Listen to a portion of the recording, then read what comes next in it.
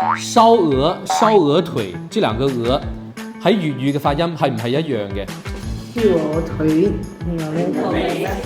哎呀，唔記得咗啦。腿叫什麼？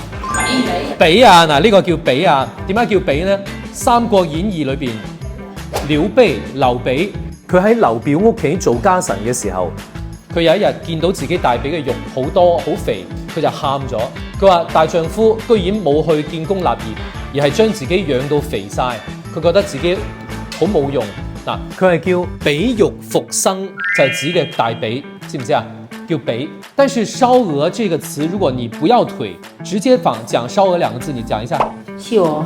燒鵝點會咁樣呢？你睇下，一個係燒鵝，第二個係燒鵝髀，兩個音係唔同嘅。嗱，記住喺廣州粵語呢，呢個係一個變調現象。如果你係將個髀喺裏邊呢，就係燒鵝髀；但係如果冇個髀字呢，後邊嗰個鵝呢就要變調變成高音嘅。嗱，你講一次。燒鵝。係啦，燒鵝。